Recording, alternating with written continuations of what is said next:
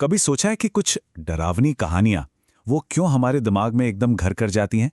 आज हम एक ऐसी ही वायरल कहानी रात की आखिरी कैब को परत दर परत खोल कर देखेंगे और ये समझने की कोशिश करेंगे कि आखिर वो क्या तकनीकें हैं जो एक बिल्कुल आम से सफर को एक भयानक डरावने सपने में बदल देती हैं। कहानी की शुरुआत होती है एक बहुत ही जानी पहचानी थकी हुई सी सोच से।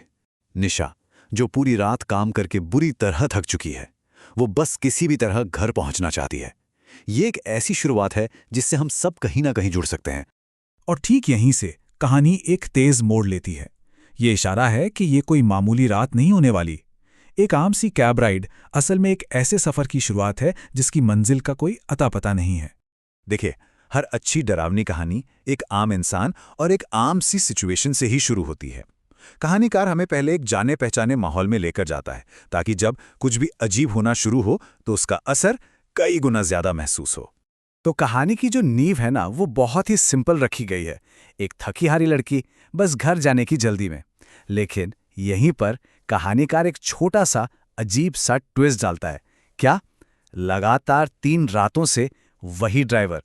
ये वो पहली खतरे की घंटी है जो दिमाग में बजती है कि यार कुछ तो गड़बड़ है।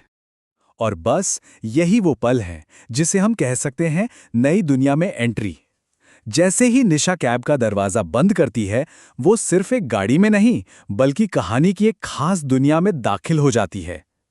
सोचिए, एक ऐसी बंद जगह जहां से बाहर निकलना अब शायद उसके बस में नहीं होगा। अब आगे जो कुछ भी होगा ना, वो सिर्फ कुछ डरावने पल नहीं है। ये असल में निशा के लिए एक तरह की परीक्षा है। एक ऐसा जाल जो उसकी हकीकत की समझ को, उसकी रियलिटी को तोड़ने के लिए बनाया गया है। पहला बड़ा रेड फ्लैग तब सामने आता है जब ड्राइवर जीपीएस के रास्ते को अनदेखा करके एक सुनसान इंडस्ट्रियल एरिया की तरफ गाड़ी मोड़ लेता है। यहीं से निशा का शक डर में बदलना शुरू हो जाता है। दिलचस्प बात जानते हैं क्या है? ड्राइवर का जवाब। वो इतना शांत और इतना लॉजिकल जवाब देता है कि ये और भी ज्यादा डरावना लगता है। ये अशांत कर देने वाली शांति चीख चीख कर कह रही है कि वो पूरी तरह से कंट्रोल में है और उसका लॉजिक हमारी हकीकत से बिल्कुल मेल नहीं खाता। और फिर तो चीजें तेजी से हाथ से निकलने लगती हैं। एक के बाद एक ऐसी अजीबोगरीब घटनाएं होती हैं जो न सिर्फ निशा को बल्कि पढ़ने वाले को भी सोचने पर मजबूर कर देती हैं कि आखिर चल क्या रहा है। एक सालों पुराना न्यूज़ बुलेटिन, एक ही बिलबोर्ड का 2 अलग-अलग अजीब हालतों में दिखना, ये सब हमारी रियलिटी पर ही सवाल खड़ा कर देता है। यहां कहानी एक बहुत ही अहम मोड़ पर पहुंचती है। अब तक जो डर सिर्फ निशा के मन में था, उससे बाहर की दुनिया से एक कन्फर्मेशन मिलता है। और यही वो पल है जो उसके शक को, उसके डर को सच साबित कर देता है। और अब आता है कहानी का सबसे सबसे डरावना मोड़। सोच कर देखिए, एक तरफ निशा को लग रहा है कि वो कैब में सफर कर रही है, दूसरी तरफ उसकी दोस्त सना फोन पर क्या कह रही है कि वो तो ऑफिस के गेट से निकली ही नहीं। मतलब 2 अलग अलग हकीकतें एक ही समय पर टकरा रही हैं। ये कल्पना करना भी कितना खौफनाक है ना। और फिर बाहरी दुनिया से उसका कनेक्शन भी पूरी तरह टूट जाता है। फोन कट, फोन बंद। ये एक क्लासिक हॉरर तकनीक है, क्योंकि जब मदद की सारी उम्मीदें खत्म हो जाती है ना, तो डर अपनी सबसे ऊंची, सबसे चरम सीमा पर पहुंच जाता है। अब वो पूरी तरह से अकेली और बेबस है। तो अब आता है कहानी का क्लाइमैक्स। अब तक जो सिर्फ शक और अंदेशे थे, वो अब एक भयानक अलौकिक सच में बदलने वाले हैं। पर्दा उठने वाला है। निशा का दिमाग अब तेजी से काम कर रहा है। वो सारे बिखरे हुए सुरागों को जोड़ रही है।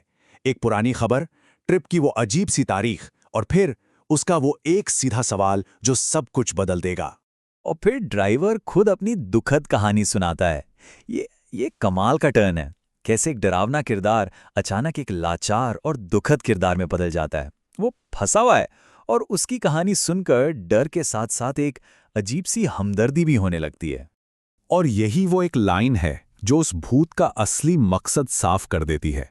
वो कोई बुरा साया नहीं है, वो बस अधूरा है। वो भी तो निशा की तरह ही बस घर पहुंचना चाहता था, लेकिन उसका वो सफर कभी पूरा ही नहीं हो पाया। अब कहानी एक ऐसे मोड़ पर आती है जहां लगता है कि चलो सब कुछ ठीक हो गया है। ऐसा लगता है कि निशा उस डरावनी अजीब दुनिया से निकलकर वापस अपनी सामान्य दुनिया में लौट आई है। इसे फॉल्स क्लाइमैक्स या झूठा अंत कहते हैं। कहानी हमें यकीन दिलाती है कि खतरा टल गया है। ऐसा क्यों? ताकि आखिरी झटका और भी जोरदार लगे। ऐसा लगता है जैसे निशा की प्रार्थना ने उस श्राप को तोड़ दिया और यह भयानक सपना बस खत्म हो गया। और फिर एक एक करके सारे सबूत सामने आने लगते हैं जो ये साबित करते हैं कि वो भयानक अनुभव शायद सिर्फ उसकी थकावट और नींद का नतीजा था।